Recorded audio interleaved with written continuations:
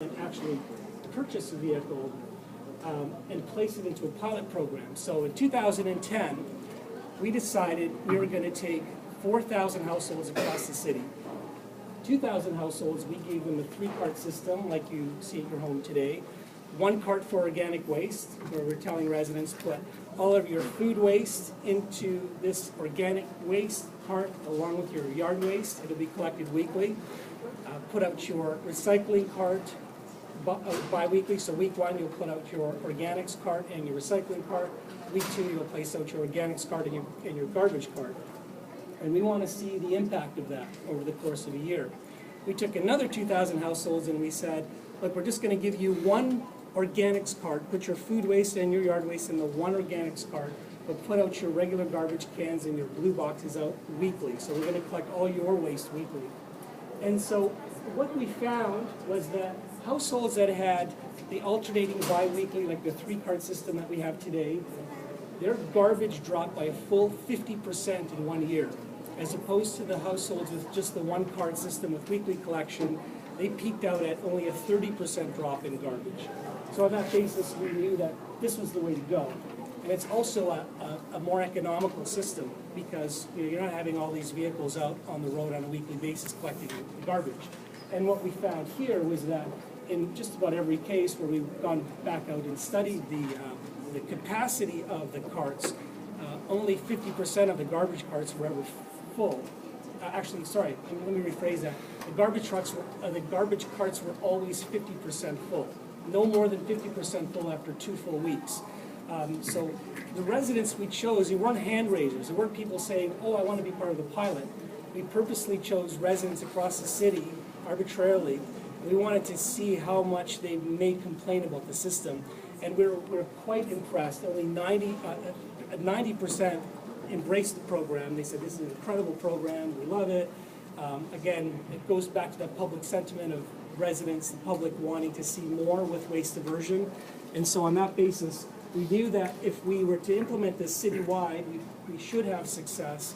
We put that to the test by doing a survey citywide, and about 2,000 households, which came back very positive. 93% said, yeah, let's try this. We awarded a contract to BFI Canada in late 2011, and that's with the full CNG trucks, and we commenced our new program on October 1st, 2012. So, in 3 short months, following the initiation of our program, by December 31st, we had reached 70% waste diversion, up from 50%. Incredible achievement. In fact, we were at 65% after just the first month.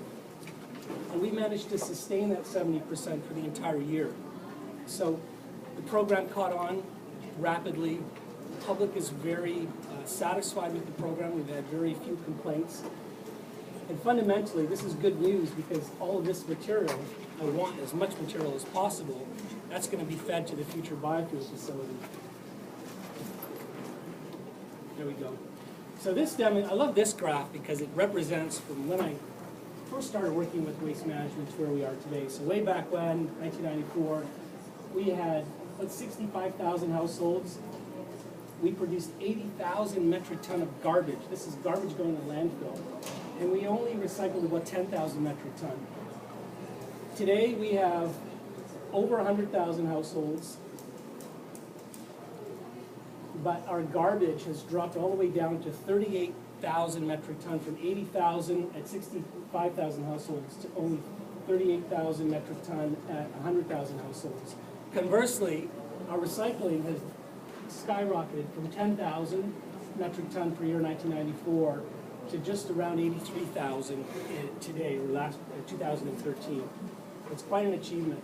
And again, this is not just a Surrey phenomenon, but other cities that are following our lead region-wide are experiencing very similar results. So then the next phase, phase 2, is to establish this biofuel facility. How many of you have been to the transfer station, the garbage transfer station in Surrey? Only one. Well, you've got to go. It's an exciting place. Lots of garbage, and doesn't smell as bad as you would think. But we have 10 acres of property surrounding that facility. and it's going to be established right next door. So it's way up at the northeast corner of the city. We were fortunate to pay the cost for this facility. We're doing a public-private partnership approach, which means that the city and the taxpayers aren't paying for the facility. We're hiring a company that's going to come in, and we're currently in a procurement process, meaning that we're going through a competition. We've narrowed it down to 3 companies, and by this fall we're going to choose one of those companies, and they're going to build this facility. We're going to have a 25-year deal with them. The government of Canada, the federal government, is going to kick in 25% of the estimated cost of the facility, around $17 million, to pay for it. And that facility is going to generate the renewable natural gas that I mentioned, and it's also going to generate compost. So once the material filters through, we capture the gas. You still have a compost material that needs to be dealt with, so that gets processed, and then that's used in farming or in your gardens, city application like on our road boulevards and parks. So that facility will be operational by late 2016.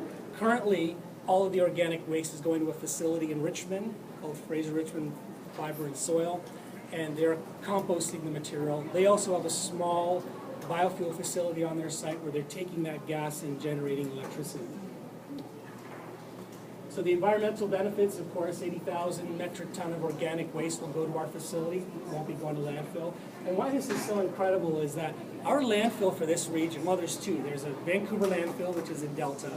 A small portion of our garbage goes there. And they have a waste energy incinerator in Burnaby. Another small portion of our garbage, or regional garbage, goes there. But the majority of the garbage in this region gets transported every day, 7 days a week, 24/7, to a facility in Cache Creek. It's 350 kilometers northeast of the region. So we are minimizing the amount of garbage that's traveling to that landfill, and we're going to take the organic waste and basically deal with it in-house. I mentioned earlier the benefits. So natural gas that we're currently using for our trucks is 24% cleaner than diesel or gas. But once we produce our own gas, it'll be 100% better. The amount of gas that we're going to generate at this facility from our curbside material will fuel 3 to 4 times the size of the garbage fleet. It's quite a large amount of volume of gas. So the excess gas will be used to power our city facilities, power our own CNG fleets. Additionally, our thoughts was to sell the gas on the market, but in order to do that, we'd be regulated by the British Columbia Utility Commission. I won't get into that, it's very complicated, but it seemed that our own needs as a city, as an operation, like our fleets and our garbage trucks, can take on all that gas eventually, while in the interim, we'll use it on the garbage trucks and city buildings. Economic benefits. So you recall the way we used to collect garbage, the guys on the back of the garbage truck, garbage collected 3 times a week, once a week for all 3 streams. The new system is $3 million cheaper than our previous system. Our fuel savings alone is about $730,000 a year. Quite impressive. Now, I mentioned earlier the capital cost, so the cost of buying a compressed natural gas truck versus diesel truck is about 20% more. But because the gas is so cheap, and because these vehicles now operate far more efficiently than even diesel trucks, the payback is about 2 years, and the vehicles last much longer. So what happened was, because of these regulations, the diesel manufacturers have to have these called emission traps and particulate traps on their diesel trucks. So the way that impacts these trucks is, years ago, my diesel trucks in my fleet, they could travel 1 million kilometers before I had to replace them. Now they travel about 250,000 kilometers before they need to be replaced. With CNG trucks, the lifespan is about now 800,000 kilometers. And so there's a huge benefit to having these trucks over a long period of time. There's a huge cost savings as well. So whatever they spend, they're going to make all that back in 2 years. I mentioned garbage disposal.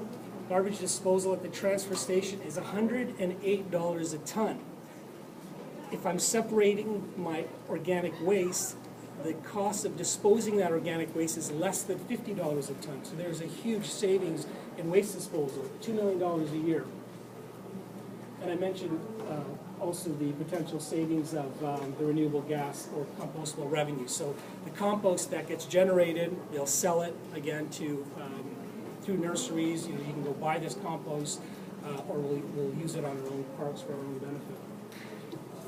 So thank you for listening to me ramble on. I would be pleased to accept any questions at all.